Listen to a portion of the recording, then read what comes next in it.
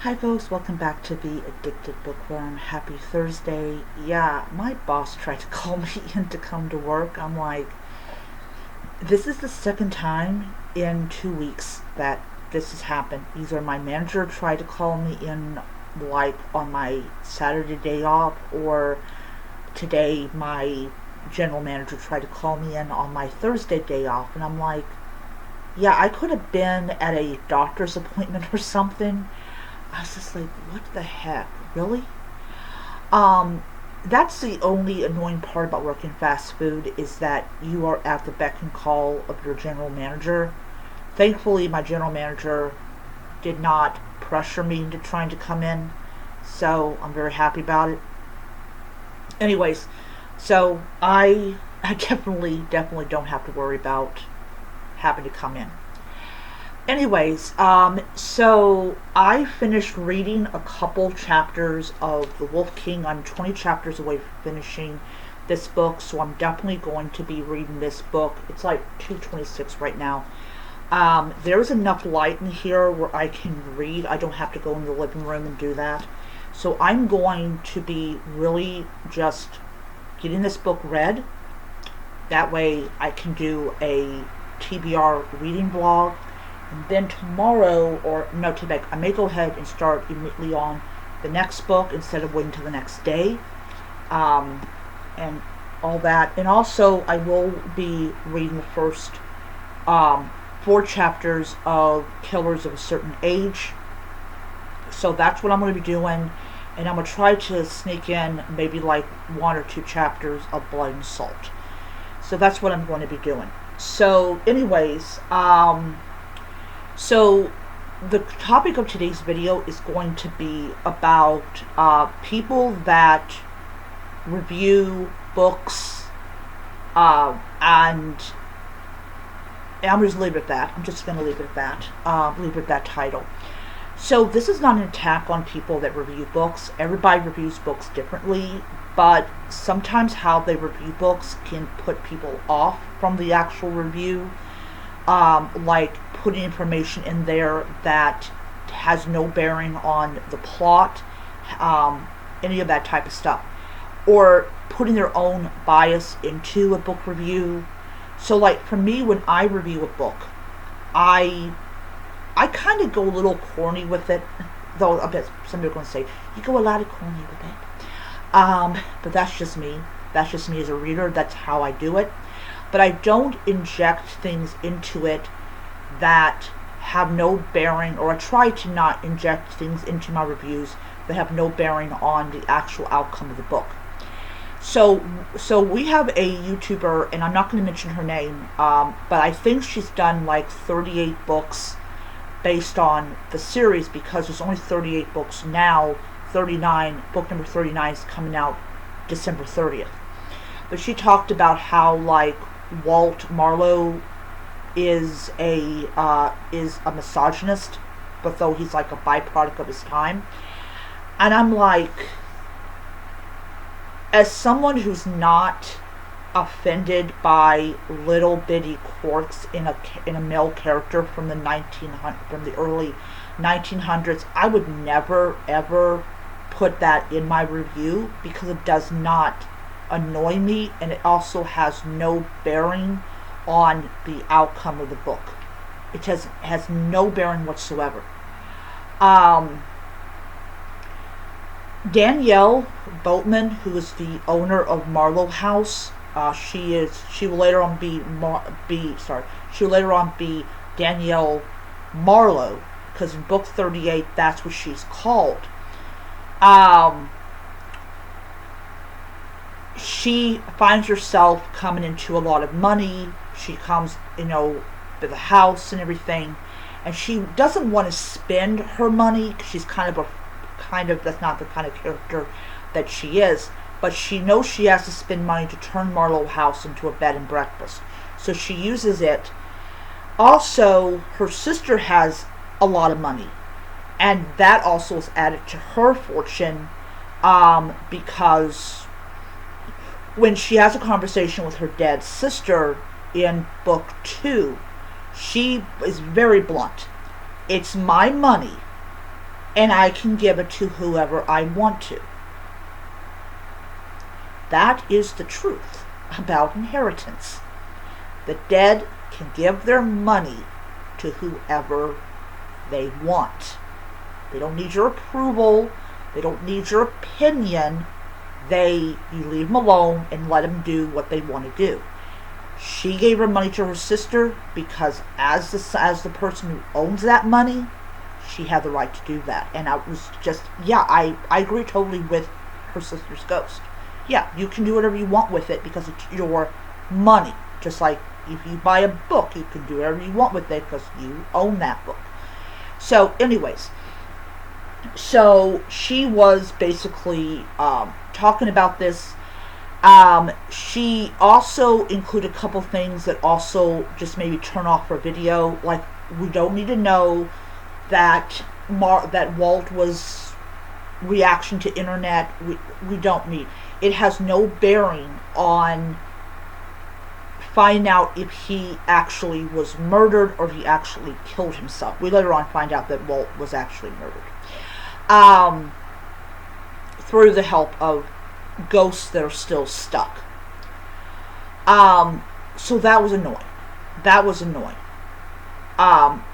And, there are people that like those kinds of reviews where they want to know all the nasty, qualities of a character that has no bearing on the actual character.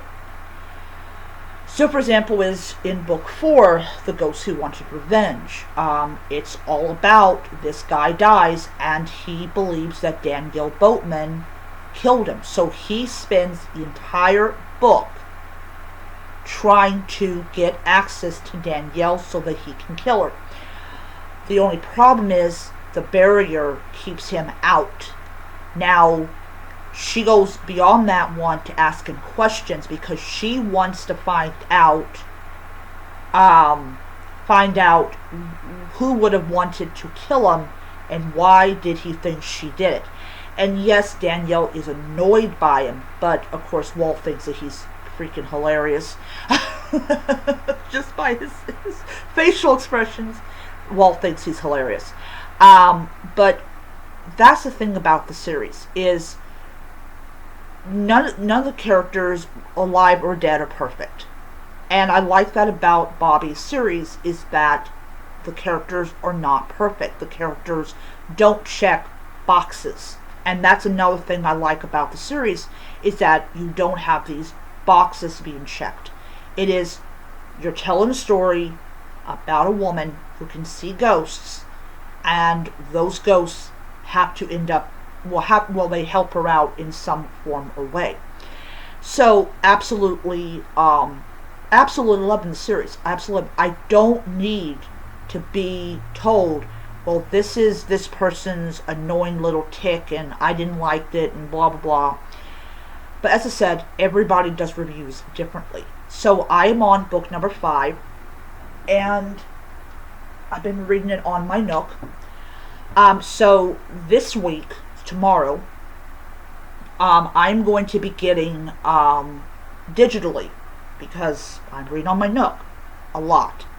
I'm reading on my Nook just a little bit more than I'm reading on my Kobo. But on here, so I have books numbers 1 through 6 and book number 47, which is where I learned that you actually have to read all the other books to understand what goes on in book number 47. So I'm picking up book number 7 and 8 and book number 48. So like when book number 49 comes out, I'm going to purchase that one. But also next week, I'm going to be getting books number, digitally, 9, 10, 11, and 12. Or I may go ahead and get 13 and 14 as well. And this is because I want to get all these books so that I can take my time reading them, and I can give you some really good reviews. Because I like this series so much, because this is one of my favorite series next to The Mysteries of Max, I'm going to actually get the physical copies of these books. So not only am I going to get, so like this week I'm going to only pick up the physical copies of books 1 and 2. Next week I'm going to get 3, 4, and 5, because I should be done with book 5 by next week. So that's what I'm going to do. And then when I'm done with book 6, I'm going to immediately put the physical copy in my cart. So that's what I'm going to do. So every week, except for the first payday of the week, payday of the month, I'm going to get 2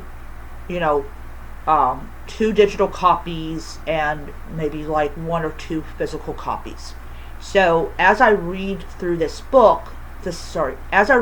series, I'm going to get the physical copies of those books. And before long, I should have a pretty extensive collection. So, but yeah, I absolutely love my Nooks.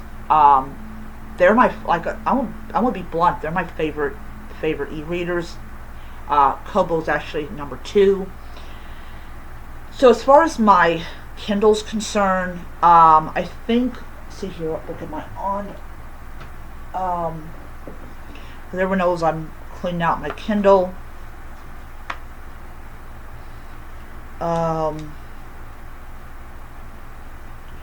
I'm on this one with the kitty.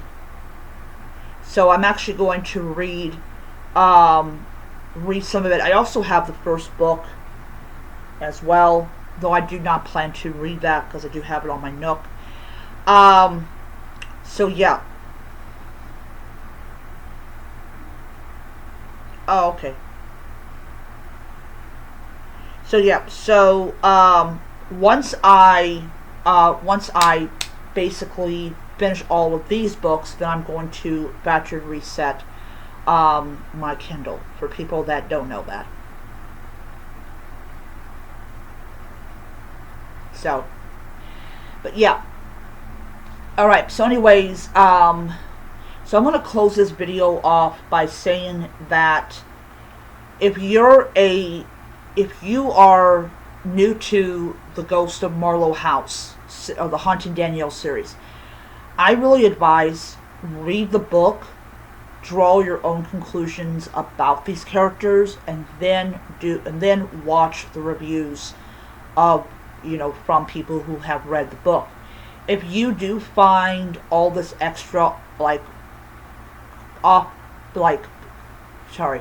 if you consider, or if you think that people making just I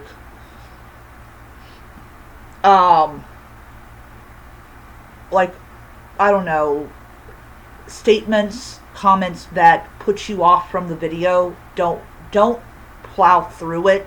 Just go, oh, look, your review style is not my style. Like I said, I watched maybe 2 minutes of the video, and I was like, no, I cannot take this review style. It just jars my brain. But it's like, it was like she was nitpicking Walt's character. Also, here's something else, is she thought that Danielle thought that Walter was an old man. I'm like, no. I did not get that impression at all, that she thought he was an old man. I mean, come on, she can talk to ghosts. I mean, it's only a matter of time before she actually, So, anyways, so I'm going to end it there, or else it's going to turn to a 30-minute video about book reviewers. But yeah. So anyways, that is my video. I'll see you guys next time. Bye.